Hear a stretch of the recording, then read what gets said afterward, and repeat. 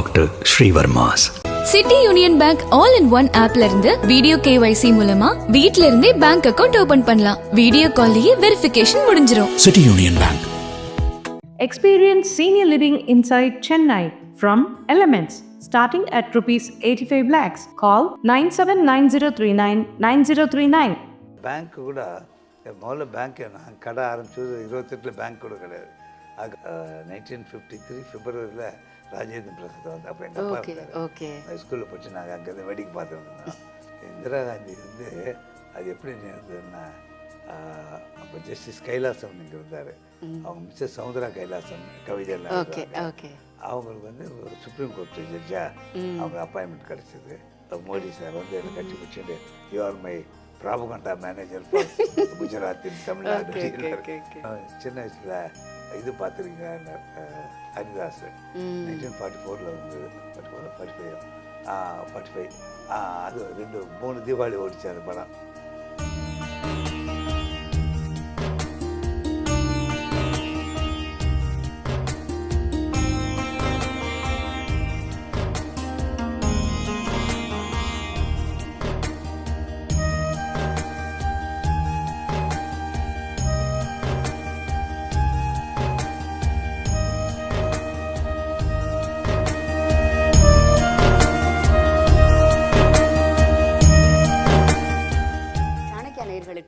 வணக்கம். முதுமை எனும் பூங்காற்று நிகழ்ச்சியில் நம்ம இன்னைக்கு பார்க்க போகிற விருந்தினர் வந்து அக்கடான்னு உட்கார்ற வயசில் அனாயாசமாக சமுதாய பணிகளை ரொம்ப அடக்கமாக செஞ்சுட்டு எங்கே பார்த்தாலும் நீங்கள் அவரை பார்க்கலாம். அது வந்து ஒரு கலை விழாவாக இருக்கலாம், பண்பாட்டு விழாவாக இருக்கலாம், இல்லை ஒரு புத்தக வெளியீட்டு விழாவாக இருக்கலாம், இல்லை ஒரு கோயில் சம்பந்தப்பட்ட விழாவாக இருக்கலாம். எல்லா இடங்கள்லையும் உதவி அப்படின்னு வேணும் அப்படின்னா ஐயாவை கூப்பிடலாம் அப்படின்னு சொல்லுவாங்க. பட்டுக்கு வந்து நல்லி அப்படின்னு சொன்னது போக இன்னைக்கு சமூக சேவை அப்படின்னா ஒரு புரவலர் அப்படின்னா அந்த இடத்துல இருக்கக்கூடிய நல்லி ஐயாவை தான் நாம் வந்து பார்க்க வந்திருக்கிறோம். நம்மளுடைய நேயர்களுக்கு நம்ம எந்த வயசுலேயும் நம்மளால் சமுதாய பணி செய்ய முடியும் அப்படிங்கிறதுக்கு இவர் வந்து ஒரு மிகச்சிறந்த உதாரணம். வணக்கம் ஐயா. வணக்கம்.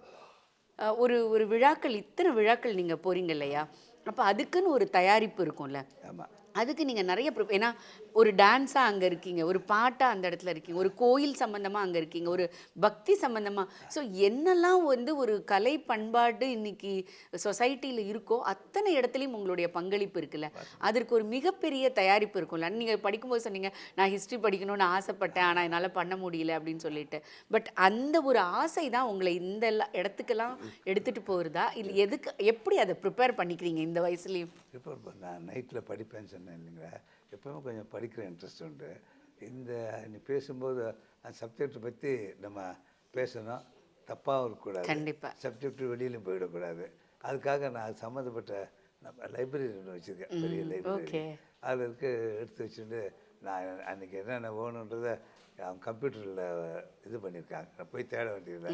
எனக்கு இந்த சப்ஜெக்ட் வச்சு பேசுகிறேன், அவன் கம்ப்யூட்டர் செக்ஷன் அந்த புக்ஸ் எல்லாம் எடுத்து என் டேபிள் வச்சுருவான். அது இங்கே கடையில் படிக்க முடியாது. ஆமாங்க. அது படிக்கும்போது அந்த ப்ரிப்பேர் பண்ணுறதுக்கு பெரிய டைம் எடுத்துக்க மாட்டேன். அது இன்ட்ரெஸ்ட்டாக இருக்குன்னு எதாவது நான் படிக்க வேண்டியதுக்கு இல்லாமல் வேறு ஏதாவது விஷயம் இன்ட்ரெஸ்ட்டாக இருந்திருக்கோம், அதை அப்படியே படிச்சுட்டு உட்காந்து அதனால தான் லேட் ஆகிடுறது.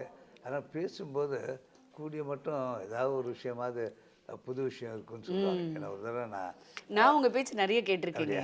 ஆமாம். ஒரு பேசிட்டு பிரம்மான் சார் கீழே வந்தேன். ராகவன் சொல்லிட்டு ஒரு பண்டிட் ஜவஹர்லால் நேருக்கெல்லாம் பர்சனல் செக்ரட்டரி, IAS ஆஃபீஸர். எங்கள் ராமசாமி ஸ்கூல் தான் படித்தார். அவர் one of the old students association அது வந்திருந்தார். அப்போ அந்த இதில் அவர் நிறைய புக்ஸ் எல்லாம் எழுதியிருக்கார் பழைய விஷயங்களை பற்றி. அது நான் இப்போ படிச்சிருக்கேன். நான் அவர் திருப்பி வரும்போது சிட்டர் இப்போ நீங்கள் மேடையில் பேசும்போது சொன்னீங்களே அத்தனை விஷயம் எனக்கு புதுசு. நீங்கள் சொன்னது யாராவது டேப் பண்ணி வச்சுருந்தாங்கன்னா ஜாகிரதையாக வச்சுக்க சொல்லுங்கள், நல்ல நாள் புதுசமாக போடலாம். ஏன்னா அவர் என்னை விட வயசில் பெரியவர், என்னை விட பெரிய எழுத்தாளரும் கூட, கவர்மெண்ட் சர்வீஸில் இருந்தால் கூட எனக்கு பெருமையாக இருந்து அவரே பாராட்டினார்.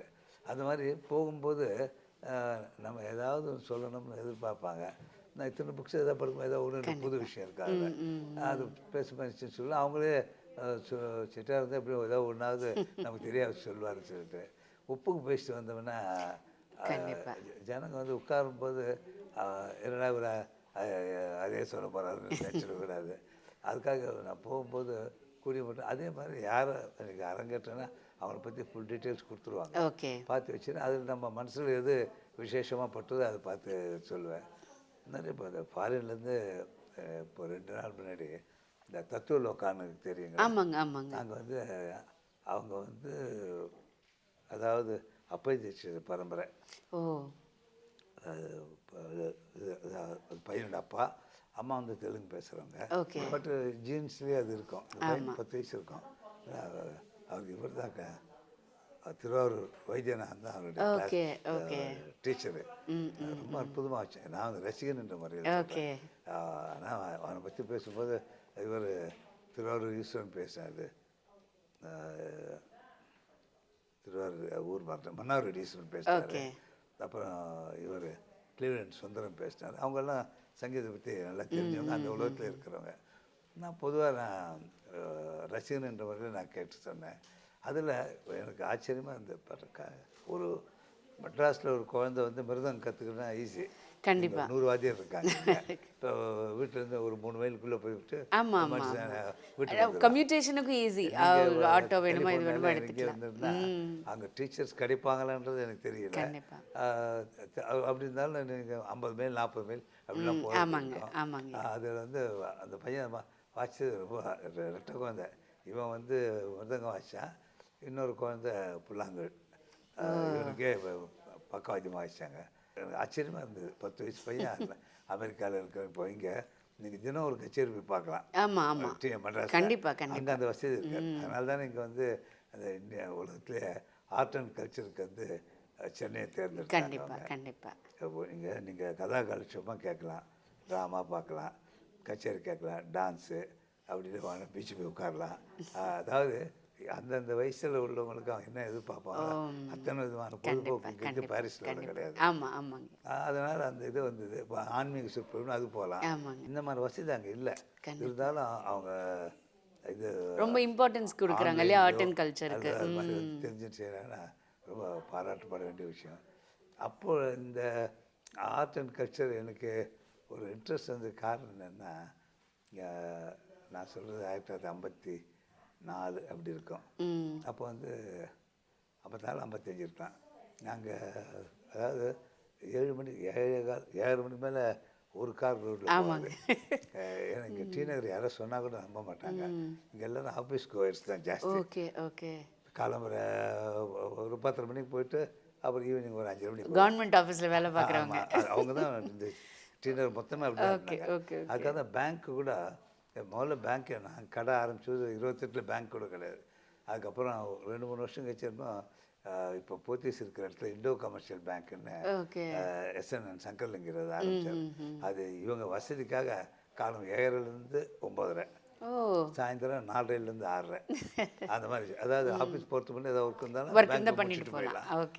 திரும்பி வரும்போது ஏதாவது ஒர்க் இருந்தால் முடிச்சுட்டு வீட்டுக்கு வந்துடலாம் அப்படின்னு சொல்லிட்டு அவங்க ஏறி திறக்கிறாங்க. நாங்கள் எங்கள் அப்பா வந்து காலம் 6:30 மணிக்கு கடை திறந்து பூஜையெல்லாம் போட்டு இப்போ மொத்தம் 100 ரூபா தானே பேக்லேஷன் போயிட்டு கட்டிட்டு கொஞ்சம் பேசிட்டு வருவாருங்க. அப்போது அந்த மாதிரி ஒரு காலம் இருந்தது இங்கே. அதாவது ஒரு 7:00 வச்சுக்கிறேன். 7:00க்கு அப்புறம் ஒருத்தரமே இருக்க மாட்டாங்க ரோட்டில். அது கூட என்ன காரணம்னா, அந்த காலத்தில் எப்படின்னா ஒரு வீட்டில் ரேடியோவோ அது டெலிஃபோனோ இருந்தால் பெரிய பணக்காரங்க அடையாளம். அது ரொம்ப பேர் வீட்டில் இருக்காது. இப்போ காலம்பர ஹிந்து பார்க்குறாங்கன்னு வச்சுங்க, 4:30 மணிக்கு சாயந்தரம் 4:30 மணிக்கு மெயில் வரும். அது பார்த்தாச்சுன்னா அப்புறம் நியூஸ் தெரிஞ்சுக்கிறேன். நீங்கள் next day morning Hindu paper வரைக்கும் காத்து. அதுக்கு தான் இதில் டெல்லியிலேருந்து தமிழ் செய்திகள்னு ரேடியோவில் வரும். அது வந்து சரோஜ் நாராயணசாமி வச்சிருப்பா. அவ்வளோ சுத்தமாக இருக்கும் அவங்களுக்கு. அது வந்து அது எல்லாம் யார் வீட்டில் ரேடியோ இல்லையா எல்லாம் மொத்தம் பார்க்க பார்க்க. அப்போ பணம் பார்க்காது. இது வந்து காமன் ரேடியோ போடும். அது காமன் முதல்ல ரேடியோ வந்து கார்பரேஷன் கையில் தான் இருந்து அப்புறம் தான் ப்ரைவேட் இதுவாக மாறிச்சுது. அப்போ இங்கே வந்து கேட்டுட்டு அவங்க கழிஞ்சு போனாங்கன்னா அப்புறம் ஒருத்தரவே இருக்க மாட்டாங்க. அப்போ இங்கே கச்சேரி நடக்கும்போது பக்கத்து குமரனுக்கு இது ஆரம்பித்தாங்க கிருஷ்ணான் சபா. நான் வெளியே யார் பாடுறாங்கன்னு தெரியாது. வெளியில் போய் அப்படின்னு இந்த வறண்டால் இருந்தால் இந்த பக்கத்தில் பாடுறாங்க. ஏன்னா அமைதி, பரிபூர்ண அமைதின்னு வச்சுங்களேன். அப்போ வந்து கிட்டக்கு வந்து பாடுற மாதிரி இருக்கும், மனசு அப்படியே லயிச்சு போகிற மாதிரி இருக்கும். ஓகே. இவங்களாம் வருவாங்க வந்து சார் 8 காய்ச்சி கடை கட்டலாமான்னாங்க. சரிப்பா அப்படின்னு. அப்போல்லாம் ஜாஸ்தி கஸ்டமர்ஸ் இருக்க மாட்டாங்க. அதாவது ஒரு கஸ்டமர் வந்தால் அடுத்த கஸ்டமர் 1 மணி நேரம் கழிச்சு வருவாங்க. 7 மணிக்கு மேலே கஸ்டமரே வர மாட்டாங்க. நான் எங்கள் பார்சல் பிடிக்க அதுக்காக கொஞ்சம் லேட் ஆகும். அப்படி இருக்கும்போது அந்த ஒரு மனசு லயிச்சு போகிற ஒரு இது நான் அனுபவித்தேன். அதனால் என்னாச்சு, இவங்க 59ல் இவங்களுக்கு இது இடம் கிடச்சிது. இதில் ஓகே 56 இருக்கும். இப்போ இருக்க வர கிருஷ்ணகான்சவா அது ஒரு போர்ஷன் வேலை கொடுத்தாங்கன்னா பணம் தேவைப்பட்டது. ஓகே. அப்போ கிரவுண்டெல்லாம் 3000 ரூபா.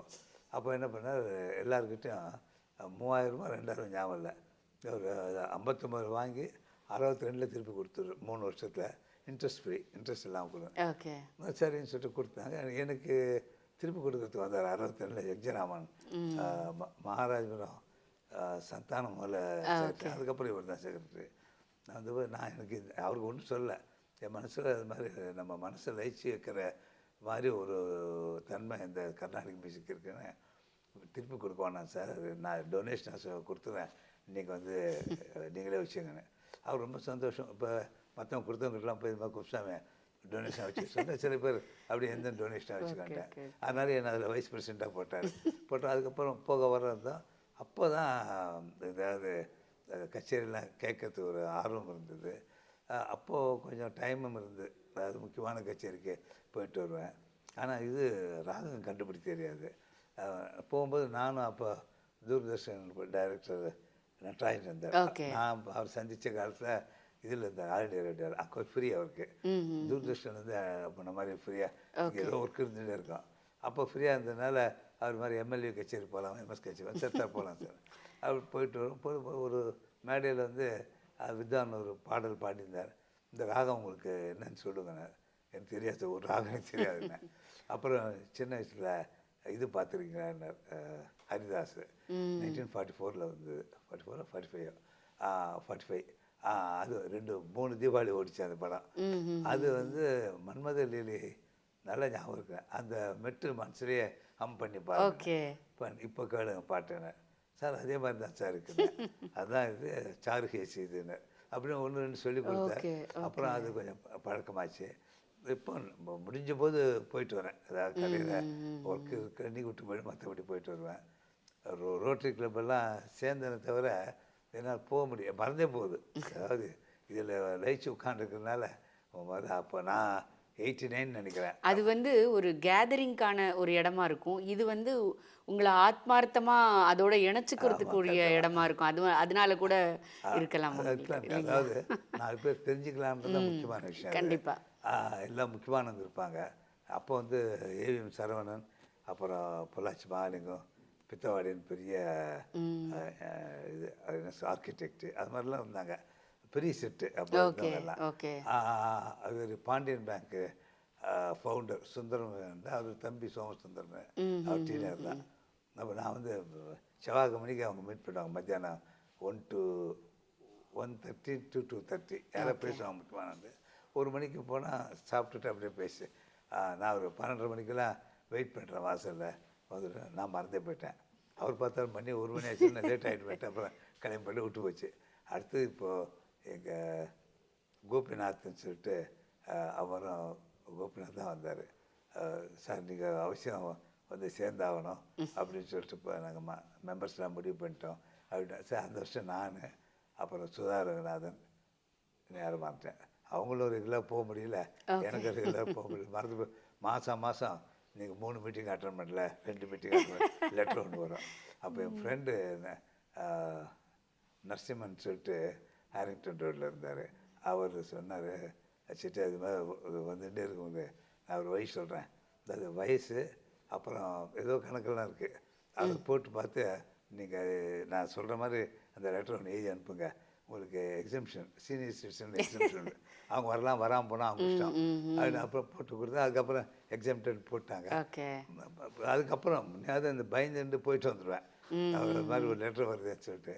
இப்போ எக்ஸாம்பிள் இப்போ ஆனால் ஒரு நாள் அதாவது நல்ல நல்ல ஸ்பீக்கர்ஸ் வருவாங்க, கண்டிப்பா. அற்புதமான ஸ்பீக்கர்ஸ் வருவாங்க. இங்கே நான் அதை அன்றைக்கி செவ்வாய்க்கிழமை ஒரு சாதாரண மற்ற நாளும் கொஞ்சம் கம்மியாக தான் இருக்கும் சேர்த்து, ஞாபகமே வராது அங்கே போகணுன்றது. அப்புறம் மறுநாள் அந்த நேற்று என்ன நடந்ததுன்னு ஒரு இது லெட்டர் வரும், அது பார்த்தா எனக்கு அது மறந்துட்டுமே நினச்சிக்குவேன். சரி பரவாயில்ல, ஏன்னா அதாவது உங்களுக்கு அது ஆர்வம் வந்ததுன்னா மறக்காது. கண்டிப்பா கண்டிப்பா. அதான் உங்களுடைய ஆர்வம் வந்து இந்த கலையில அந்த மாதிரி இருக்கிறதுனால இருந்திருக்கலாம் ஒருவேளை. ஐயா நீங்க பேசும்போது சொன்னீங்க அம்மாவோட உங்களுக்கு ரொம்ப பேசுறதுக்கு டைமே இருக்காது முழுக்க.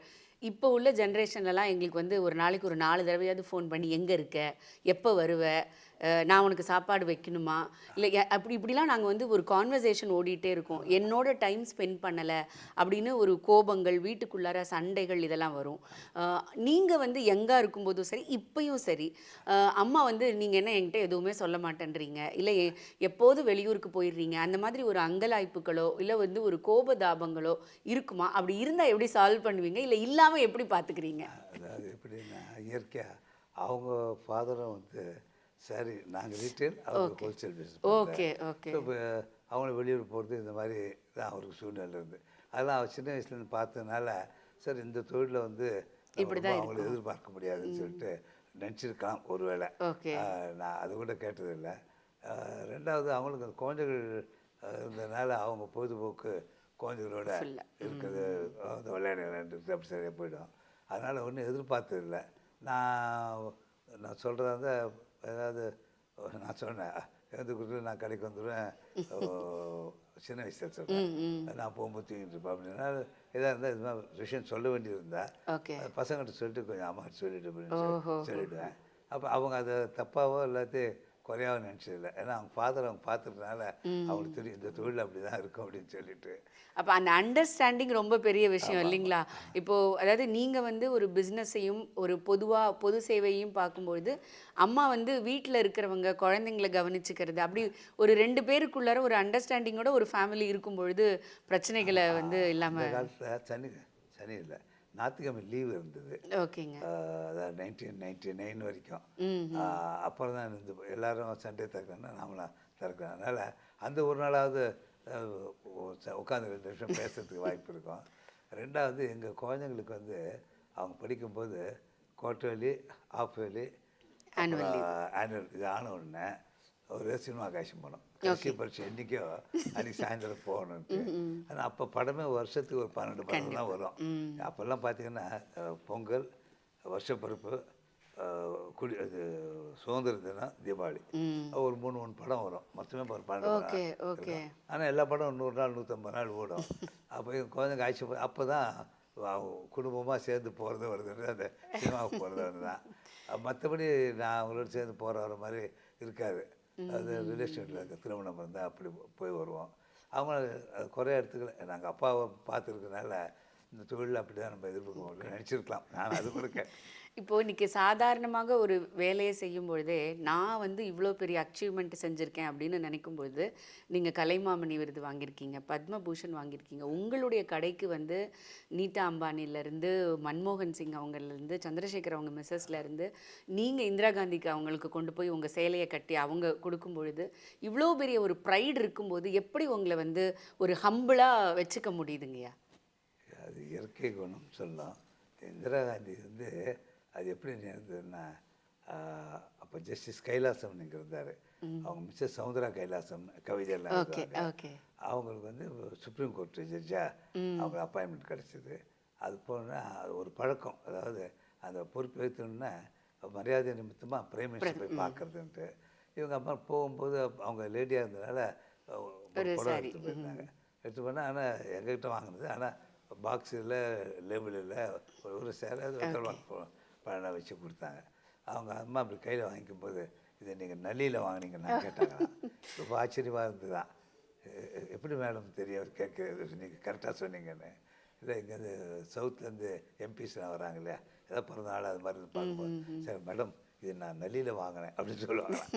நல்லி மீன்ஸ் குவாலிட்டி. நீங்கள் அங்கே இருக்க நீங்கள் அங்கே தான் வாங்கியிருப்பீங்கன்னு நான் அதுக்காக கேட்டேன். அப்போ அந்த மாதிரி ரொம்ப சந்தோஷம். நம்ம வந்தவுடனே எனக்கு ஃபோன் பண்ணாங்க, இது மாதிரி இருக்குது. நான் சொல்லி அவங்க தெரிஞ்சுக்கிறது வேறு, நான் சொல்லாமல் நல்லியில் வாங்கினேன்னா அவ்வளோ தூரம் பிரைம் மினிஸ்டர் வரைக்கும் கடையை பற்றி பெருமை போயிருக்குன்னு சொல்லிட்டு சந்தோஷம் சொன்னாங்க.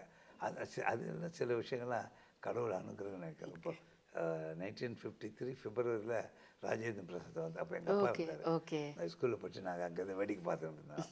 அப்போது எல்லாம் முடிச்சப்பறம் அப்பா ஒரு ஃபோட்டோ எடுத்துக்கணும்னு சொன்னார். அது ஏடிசி கூட இருக்காங்க, செக்யூரிட்டி அவங்க ஒத்துக்கலை. சரி அப்படின்னா எனக்கு அதை செக்காக கொடுத்துருங்க. அவரே எழுதி கைது போட்டு கொடுத்தாரு. 1053 நினைக்கிறேன்.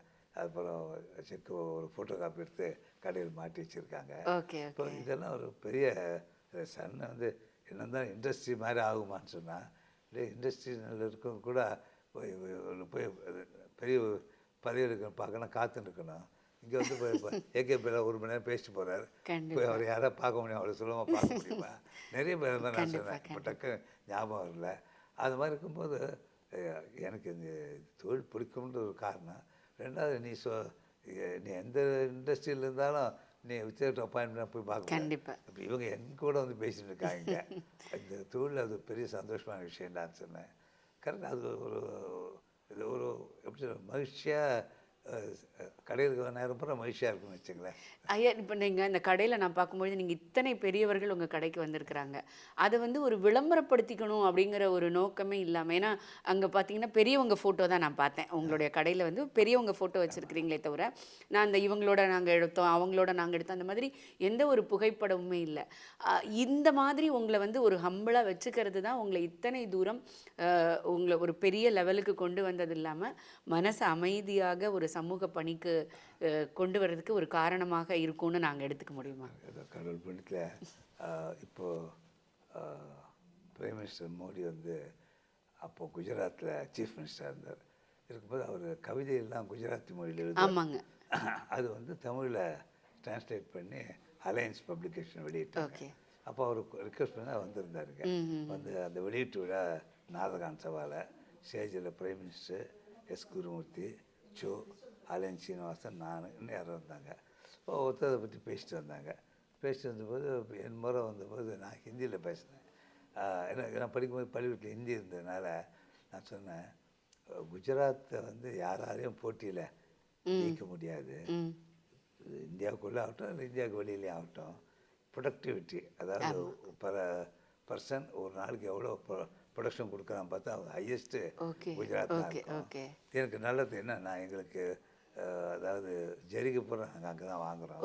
நான் 2-3 உதாரணம் சொல்கிறேன் குஜராத்தை பற்றி அப்படின்னு சொல்லிட்டு வந்தேன்.